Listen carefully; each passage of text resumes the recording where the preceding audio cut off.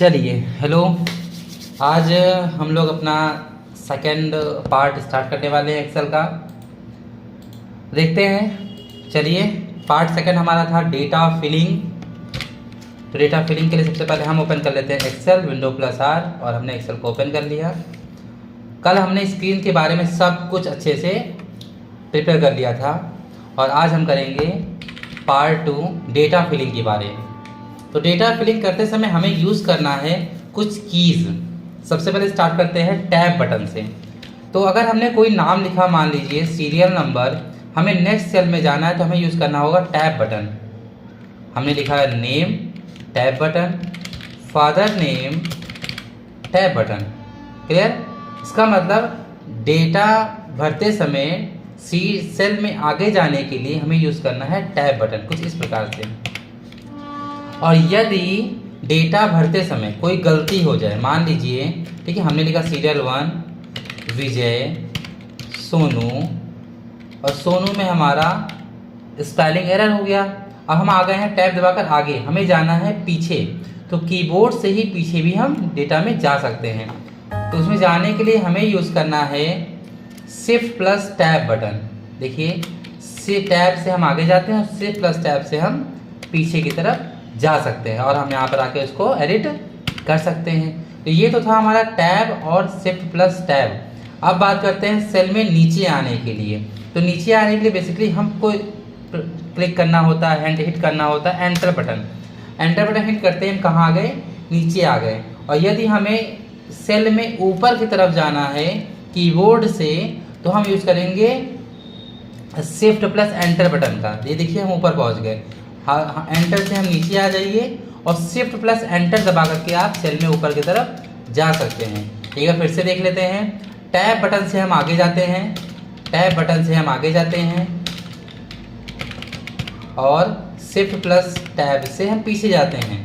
Enter button से हम नीचे जाते हैं, और शिफ्ट प्लस एंटर बटन से हम ऊपर की तरफ जाते हैं। क्लियर?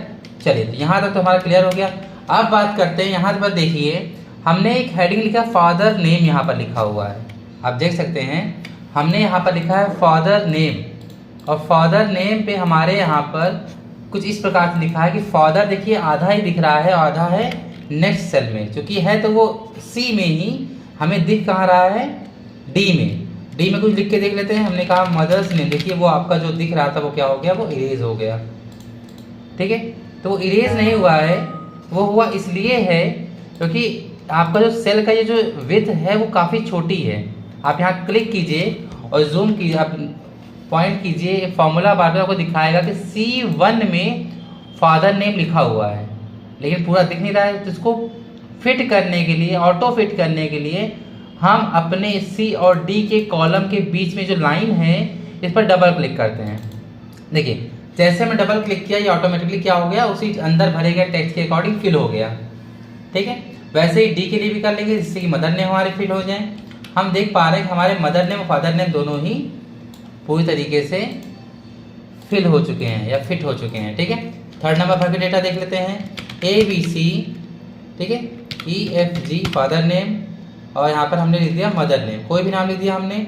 ठीक है, एक सेंटेंस लिखा, this is mother name, this is mother name, और यहाँ पे देखिए फिर से आगे चला गया। तो अब यहाँ पर क्या हुआ कि ये जो सेल थी ये तो इसके अकॉर्डिंग फिट थी, यहाँ पे जो मदर नेम लिखा हुआ है, और यहाँ पे सेंटेंस और आगे जो कि उससे भी बड़ा आ गया है।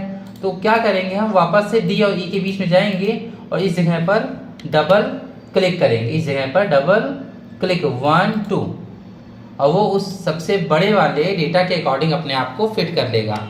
That's it. इतना क्लियर हो गया। हम इसको मैनुअली भी कर सकते हैं कि मैनुअली क्लिक करिए, इसके ऊपर आप क्लिक करिए, पकड़िए इसको, और जितना मर्जी उतना आप बड़ा कर सकते हैं। तो ये मैनुअली होता है। ऑटो फिट से वो उतना ही बड़ा करता है जितना उसको सफिशिएंट ज़रूरी होता है। क्लियर?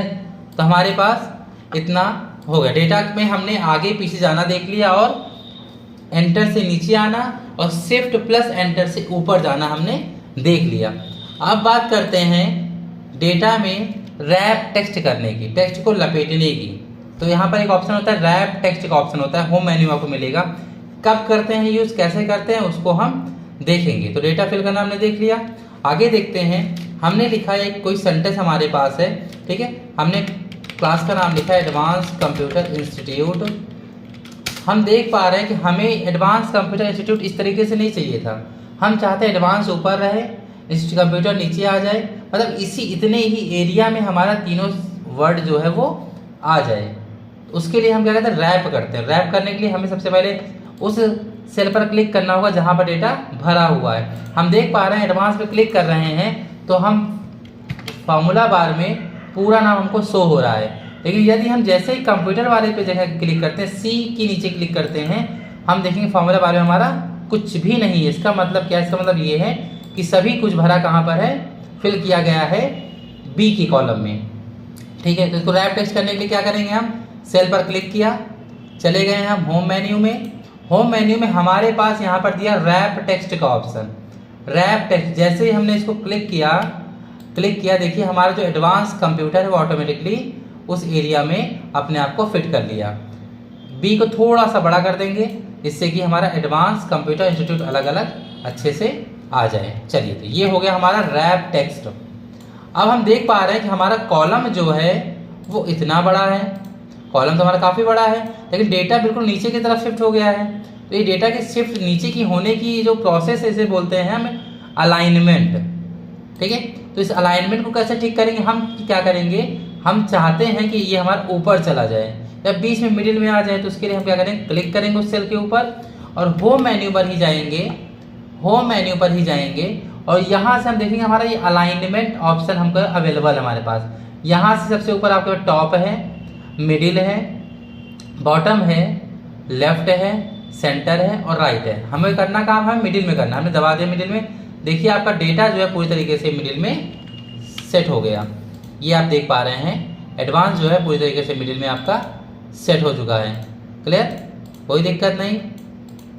चलिए, तो हमने पढ़ लिया रैप टेक्स्ट और साथ में हमने पढ़ लिया अलाइनमेंट, क्योंकि हमने अलाइनमेंट को केवल और केवल इसी सेल पर अप्लाई किया है। आप जो देख पा रहे हैं येलो सेल पर अलाइनमेंट, तो इसका मतलब अगर हम इस नेक्स्ट ये रेड वाले कॉलम पे यदि हम कुछ लिखते हैं सेल पर तो उसकी अलाइनमेंट क्या होगी, वो चेंज नहीं होगी। चेक कर लेते हैं एडवांस कंप्यूटर इंस्टीट्यूट। अब देखिए ध्यान से, ना तो इस पर रैप टेक्स्ट अप्लाई हुआ है और ना ही इस पर अलाइनमेंट अप्लाई हुई है। तो ये प्रोसेस क्या है, ये प्रोसेस आपका बताता है कि आपने जो भी काम किया है वो येलो वाले बॉक्स पे किया है। इसका मतलब ये है एक्सेल में हम जब भी कोई चीज़ अप्लाई करते हैं तो उसको हमें सारे सेल्स पर अप्लाई करना होता है। इसके लिए क्या करेंगे, हम इस तीनों सेल को सेलेक्ट करेंगे। यहाँ पर देख पा रहे हैं हम इस कंप्लीट यहाँ से यहाँ तक A6 से लेकर के D6 तक हमने क्या कर लिया, इसको सेलेक्ट कर लिया। A6 बोले तो क्या, ये जो आपका येलो वाला कॉलम दिख रहा है, ये जो सेल दिख रही है येलो वाली आपको, ये B के नीचे है और 6 के सामने है। तो इसका एड्रेस जो होता है उसे बोलते हैं B6। जैसा कि हमने अब कल पढ़ा था नेक्स्ट क्लास में कि हमारा नेम बॉक्स या फिर एड्रेस बार में हमारे पास ये देखिए दिखा दे रहा। हमने यहाँ पे क्लिक किया, देखिए दिखा रहा A6, A के नीचे और 6 रो के 6 रो पर हम इस समय पॉइंट कर रहे हैं। एक्टिव सेल हमारा ये है, एडवांस कंप्यूटर हमारा B6 पर है। तो इसीलिए हमने A6 से लेकर के D6 तक क्या कर लिया, सेलेक्ट कर लिया और इन सब पर हमने अप्लाई कर दिया रैप टेक्स्ट और हमने इन सबको कर दिया मिडिल और इन्हें कर दिया बोल्ड और यहाँ से कर दिया सेंटर अलाइनमेंट। क्या कर लिया हमने, सेंटर अलाइनमेंट।